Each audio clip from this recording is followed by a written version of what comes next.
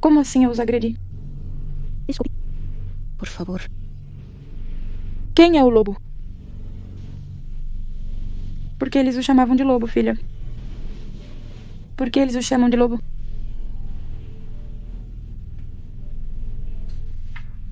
Não é pra mim, não. Estive lutando contra um pedófilo, contra muita corrupção das autoridades. Porque há muita corrupção. Seu próprio pai abusou de seus filhos. E seu próprio Pai. Eu tenho 3 pequenos, 2 gêmeas de 5 anos e um pequeno de 8. Tem sido um pesadelo. Ou seja, eu vivi isso com meus 3 pequenos, ninguém fez nada. Isso foi o que Mireia disse a Grace Cortez em uma entrevista na Imagem Television pouco antes de seu corpo ser encontrado sem vida. Depois de 7 anos de denúncias, a mulher decidiu levar o caso à mídia, esperando finalmente receber a ajuda que tanto estava exigindo.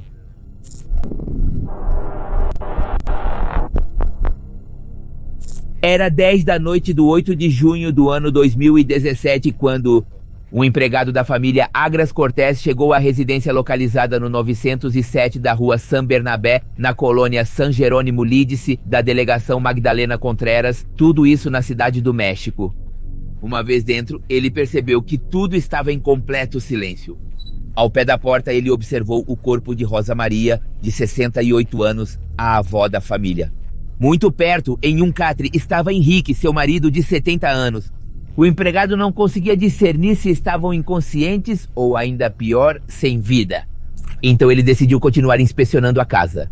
Em um quarto deitado na cama estavam Emiliano, de 10 anos, e suas irmãs menores, as gêmeas Aranza e Regina, ambas de 6 anos. Cada um tinha ao seu lado uma Bíblia e um Cristo de madeira. Ao lado da cama estava Mireia, a mãe dos meninos de 38 anos. Todos estavam nas mesmas condições que os idosos. O funcionário não hesitou em chamar as autoridades, que rapidamente se apresentaram na cena do crime. Depois chegaram os paramédicos, que deram a terrível notícia. Todos os membros da casa já não apresentavam sinais vitais, exceto por Rosa. A mulher foi levada às pressas para um hospital ao sul da cidade do México. Por outro lado, os corpos de Henrique, Emiliano, Aranza, Regina e Mireia foram transportados para o Instituto de Ciências Forenses do Tribunal Superior de Justiça da Cidade do México. A autópsia revelaria que a causa da morte foi um envenenamento com uma alta quantidade de antidepressivos. A Procuradoria Central de Investigação para Homicídios começou a investigar o quíntuplo suicídio, tentando esclarecer como tal ato poderia ter ocorrido, mas antes de saber isso, devemos conhecer a família envolvida no caso e, acima de tudo, a protagonista do mesmo. Mireia Agras Cortez nasceu no ano de 1979 na Cidade do México. Seus pais, Rosa e Henrique, incutiram desde o primeiro momento nela e em seus 2 irmãos, Kiki e Miguel, a fé em Deus.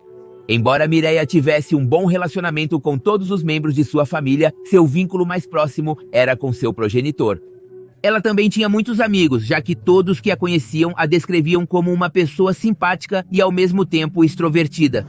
Assim, ao terminar o ensino médio, Mireia começou a estudar para obter uma licenciatura em marketing na Universidade do Vale do México. Já no ano de 2001, ela conseguiu o título e começou a trabalhar em uma empresa de marketing e multinível que se dedicava à compra e venda de barras de ouro. Mireia foi escalando profissionalmente ao ponto de conseguir construir sua própria equipe de vendas, criando uma rede de distribuidores. Assim, durante vários anos, sua vida seguiu, digamos, à perfeição, embora se sentisse um pouco sozinha emocionalmente, mas isso mudou no ano de 2005, quando conheceu Leopoldo Olvera Villa, um jovem advogado especializado em casos de direito mercantil e litígios civis que provinha de uma importante família jurídica. A personalidade deste rapaz era completamente oposta à dela.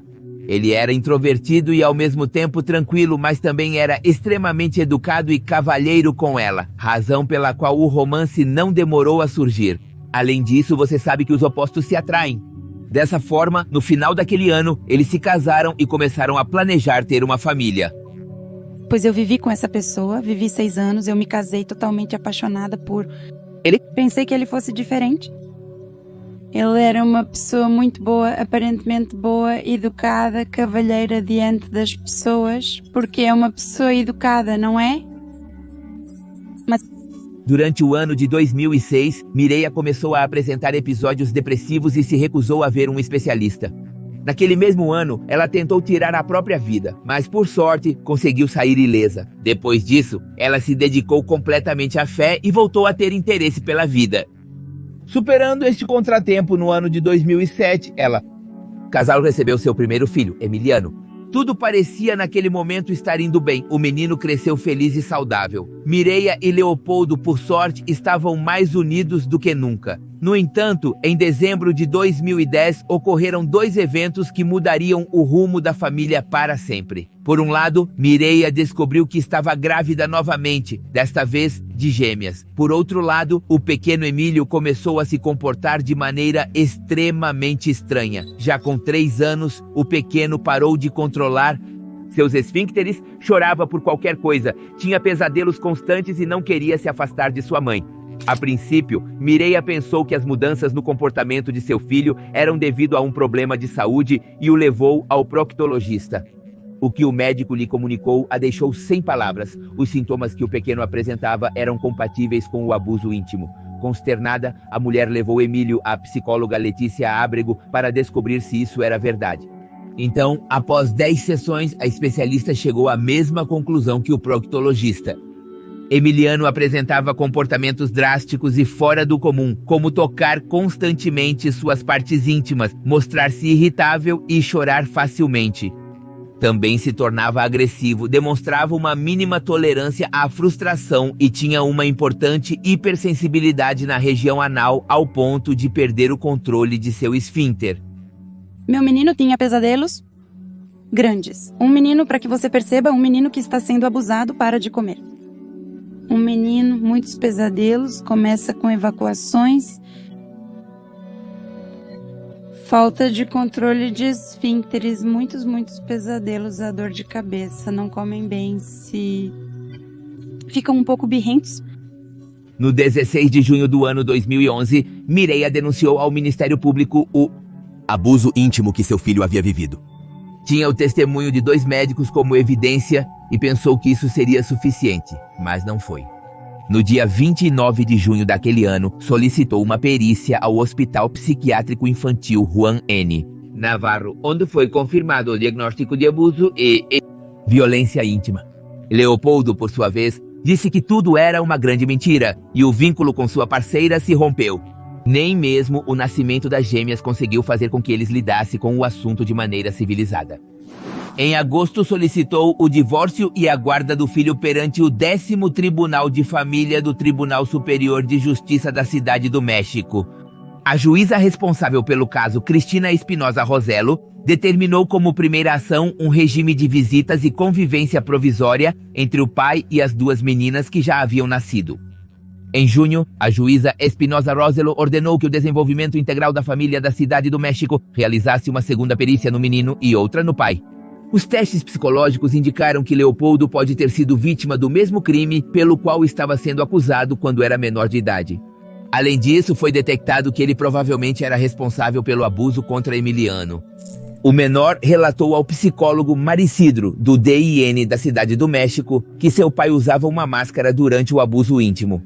Apesar de não ser possível confirmar a veracidade, o especialista sugeriu confiar na palavra dele e que conviver com Leopoldo era arriscado. Como assim eu os agredi? Quem é o lobo? Por que eles o chamavam de lobo, filha? Por que eles o chamam de lobo? Sim, por que, querido? Em outubro, solicitou ao titular do 10º Tribunal de Família que fossem realizados testes periciais sobre alienação parental.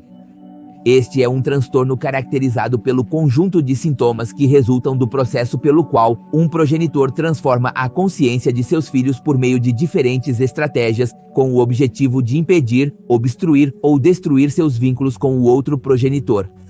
Embora essa figura não fosse reconhecida por nenhuma instituição de saúde ou psiquiátrica de prestígio, naquela época ainda era válida. A juíza Espinosa Rossello então autorizou que o Instituto de Ciências Forenses realizasse a perícia. Esses novos estudos mostraram que não havia evidências de que Emiliano sofria agressão íntima e destacaram que ele usava as mesmas palavras que a mãe para se referir ao suposto abuso. Por outro lado, a perita em psicologia nomeada pelo Instituto de Ciências Forenses do Distrito Federal, Rocio Estela Gomes Orozco, em apenas uma sessão de observação e entrevista com o menino, concluiu que não havia indícios de abuso, que o menor era uma criança confiante, segura e sociável, e que a maioria das crianças dessa idade tinha problemas para expressar e reconhecer os afetos. Além disso, ela apontou que Emiliano se saía bem na escola e que não tinha dificuldades específicas na socialização nem comportamentos agressivos, algo que costumava ocorrer em casos de abuso. Então, ela recomendou o restabelecimento da relação entre o menino e seu pai de forma gradual e supervisionada. Mireia, por outro lado, começou a pensar que a denúncia de abuso íntimo nunca chegaria a lugar algum. Por isso, no dia 3 de novembro de 2013, aceitou assinar um acordo de guarda compartilhada. Pouco tempo depois, ela começou a se encontrar com seu ex-marido e a formar um novo vínculo. Ao mesmo tempo, ele se comprometeu a pagar mensalmente uma pensão de manutenção para as crianças. Embora não tenham interrompido o divórcio e continuaram morando em casas separadas, a família voltou a se unir aos poucos, até que algo aconteceu novamente. Mireia apresentou uma nova denúncia à Procuradoria Central de Crimes Sexuais. Nela indicava que em fevereiro do ano 2014, toda a família viajou para a Disneylândia, na Flórida, para umas agradáveis férias. No entanto, uma vez lá, as gêmeas disseram a ela que seu pai estava abusando intimamente delas. A mulher evidentemente interrompeu a viagem e obrigou todos a retornarem para casa.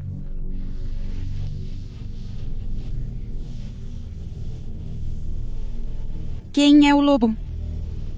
Eu. Quem é e ele?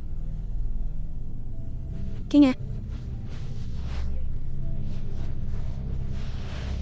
Quem é Paul? Quem é Paul? Eu não o conheço. Quem é? Ao mesmo tempo, Leopoldo apresentou um recurso ao 10º Tribunal para que lhe fosse concedida a guarda e custódia dos menores. Indignada com as ações do seu ex-marido, Mireia apresentou uma queixa ao Conselho de Magistratura contra a juíza por ignorar os laudos do Desenvolvimento Integral da Família e da Associação para o Desenvolvimento Integral de Pessoas Abusadas, onde o abuso havia sido confirmado. Por sua vez, Espinosa Rossello declarou-se incompetente e passou o caso para a juíza do 11º Tribunal de Família, Silvia Araceli Garcia Lara. Depois, em setembro de 2014, foi convocada uma nova audiência de custódia para que as meninas e o menino declarassem sobre o ocorrido. Emiliano contou todo o abuso íntimo e suas irmãs corroboraram essa versão. Depois, a juíza Garcia Lara solicitou à secretária que chamasse Leopoldo para que ele pudesse ouvir a declaração. O homem, por sua vez, chegou com brinquedos que Emiliano jogou no lixo enquanto dizia que não queria nada dele. A juíza ficou surpresa com a reação, pois, de acordo com os arquivos, o pequeno nunca havia agido de maneira tão errática. Depois disso, a batalha entre ambos os pais continuou. Leopoldo afirmou que Mireia sofria de desequilíbrio mental e apresentou o documento que certificava que ela tentou tirar a própria vida no ano de 2006, pensando que isso poderia influenciar a decisão sobre a guarda. Além disso, testes psicológicos foram realizados nos dois adultos. Esses revelaram que ambos apresentavam comportamentos violentos e transtornos de personalidade. Leopoldo parecia ter muita ansiedade diante da desintegração de sua família e se sentia impotente para resolver a situação. Foi descrito como uma pessoa entusiasmada e muito emocional, que agia de forma impetuosa sem medir as consequências de seus atos, e que, por outro lado, Mireia parecia ter uma saturação cognitiva porque perseguia seus objetivos com intensidade e de forma caprichosa. Foi descrita como uma pessoa imatura com tendência o fantasioso. Tentava assim se mostrar afável para obter compreensão e aceitação e estava sempre atenta às reações dos outros para ver se alcançava o efeito esperado. Todas as suas emoções eram mutáveis e superficiais, além de ser intolerante ao fracasso. Finalmente, os estudos determinaram que as crianças não sofriam violência íntima, mas sim familiar, provocada pela mãe. Durante o resto do ano de 2015, Mireia continuou tentando obter a custódia total de seus filhos, mas foi obrigada pela juíza a levá-los a um centro de convivência do tribunal para que pudessem encontrar com o pai. O contato deveria ser de apenas 5 ou 10 minutos. Toda vez que não o fazia, era multada e poderia até receber uma ordem de prisão. Em setembro de 2016, Mireia fez uma terceira denúncia à Procuradoria da Capital por abuso íntimo do pai contra uma de suas filhas. Isso teria ocorrido no centro de convivência ao qual as meninas deveriam ir para encontrar com ele. Ela relatou que uma das gêmeas disse que o pai a tocava no banheiro do centro, onde não havia câmeras nem vigilância. Onde isso aconteceu?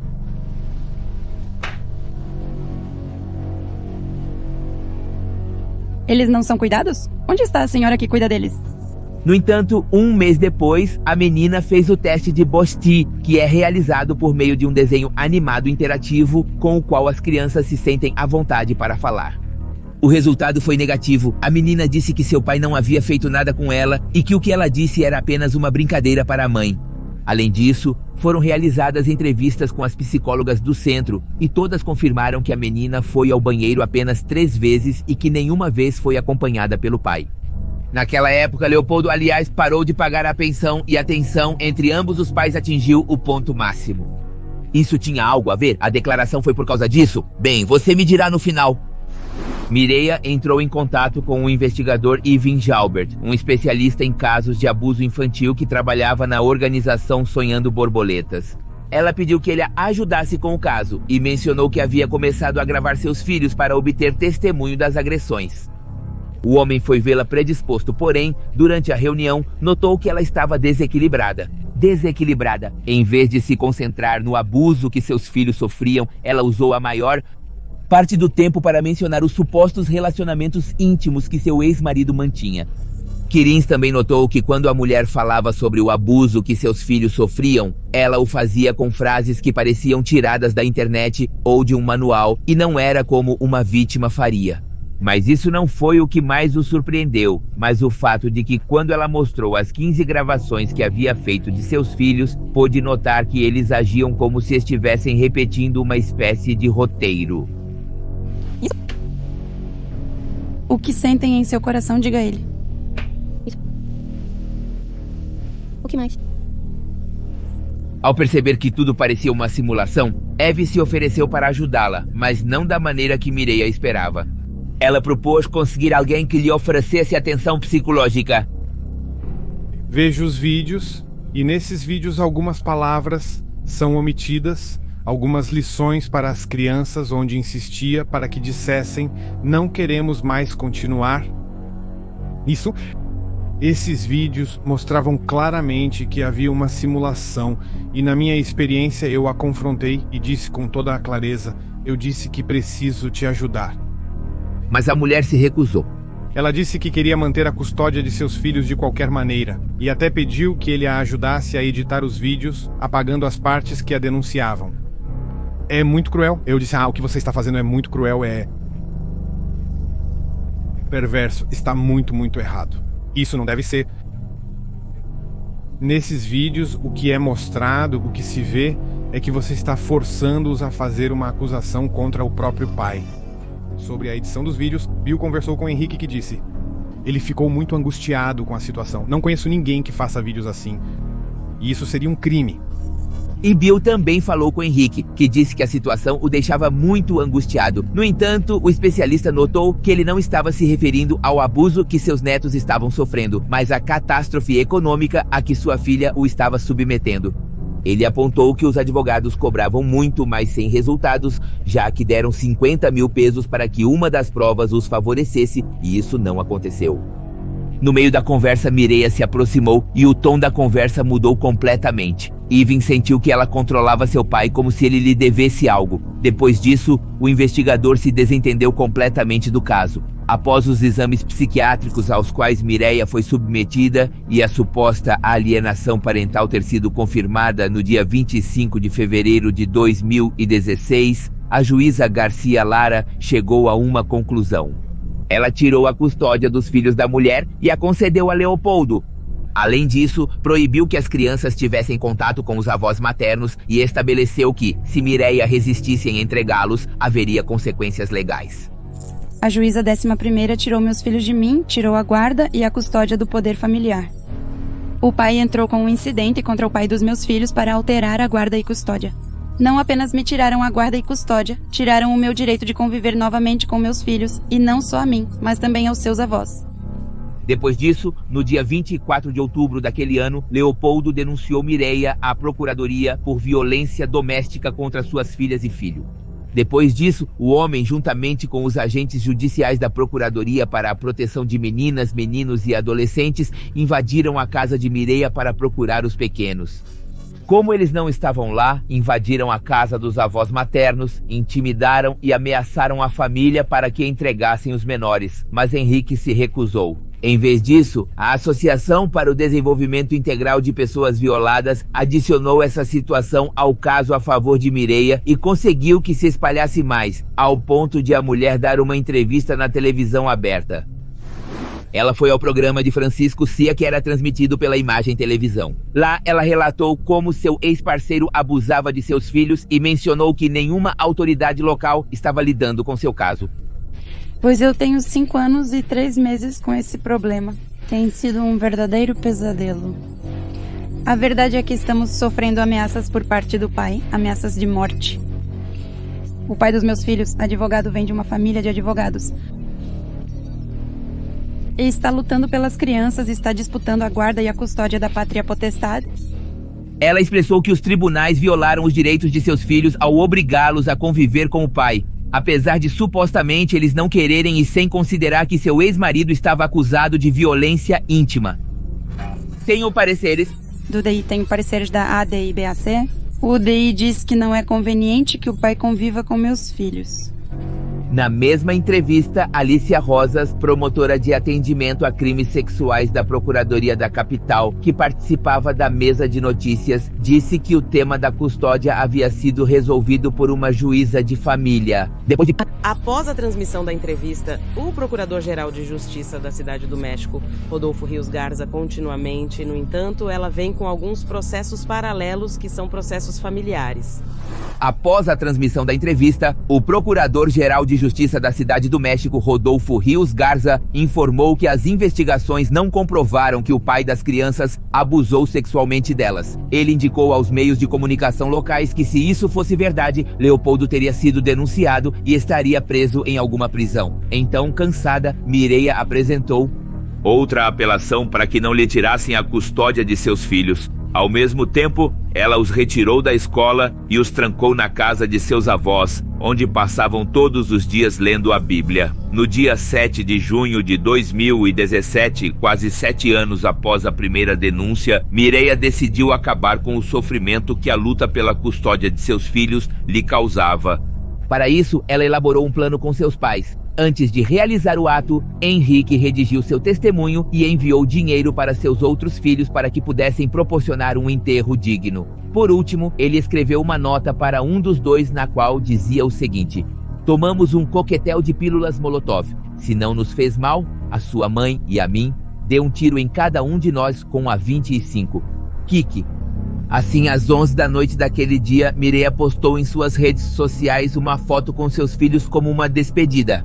Depois, ela e sua mãe misturaram os comprimidos sedativos em um copo de leite com chocolate e serviram 6 copos. Eles deram aos 3 pequenos para que ingerissem junto com uma Bíblia e um Cristo de madeira. Finalmente, elas também tomaram junto com Henrique.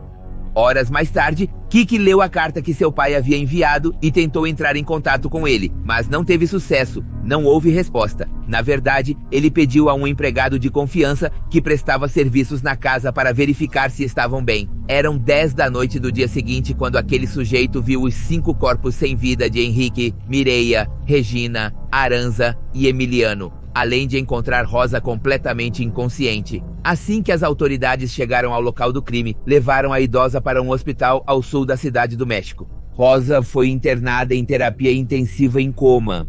Enquanto isso, as primeiras perícias estavam sendo realizadas para resolver o quíntuplo homicídio.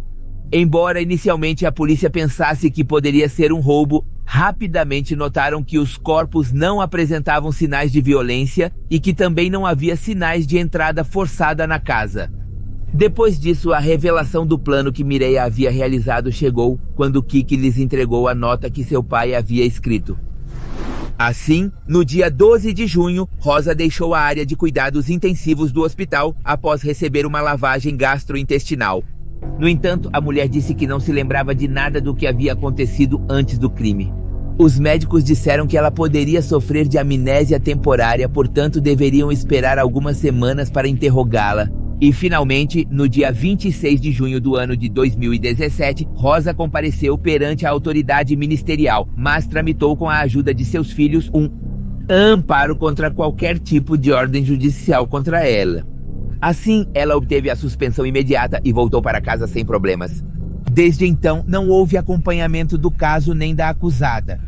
A única coisa que ficou comprovada foi a conclusão a que chegou a Procuradoria Central de Investigação para Homicídios da Procuradoria-Geral da Cidade do México. Eles apontaram que no dia 7 de junho de 2017, Mireia convenceu seus pais a acabar com a vida deles e com a de seus 3 filhos. A perícia concluiu que havia existido um consenso por parte dos adultos para levar a cabo esta terrível situação.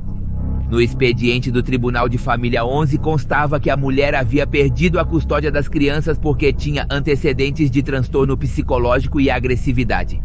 Isso parecia ser suficiente para dar algum tipo de sentido à sua ação, eliminando outros possíveis suspeitos. Além disso, a Procuradoria-Geral de Justiça declarou que não foi encontrado nenhum antecedente de abuso íntimo por parte de Leopoldo. Rios Garza apontou que nenhuma das 7 denúncias feitas por Mireia contra seu ex-marido pôde ser comprovada. No entanto, logo alguns meios como Aristegui Notícia tornaram público os 3 peritagens realizados no filho mais velho, onde 2 concluíram que havia indício de que o abuso íntimo foi cometido pelo pai. Depois que a notícia se espalhou por todo o país, Jesus Mora Larrizabal, que foi advogado de defesa da família Agras, disse que as autoridades não haviam atendido a denúncia apresentada por seus clientes contra Leopoldo. Ele também declarou que Mireia planejou o crime para salvar as crianças, que não suportou a pressão de ter que entregar a custódia e que não queria esperar para ver se o recurso que havia imposto funcionaria ou não. Depois disso, as autoridades divulgaram uma segunda nota póstuma da família escrita por Mireia. Nela, dizia que não queria entregar as crianças ao pai e que por isso preferiu entregá-las a Deus. Por um lado, os parentes de Leopoldo garantiram que ele era uma vítima e que as acusações que havia recebido por suposto abuso íntimo das crianças não eram legítimas.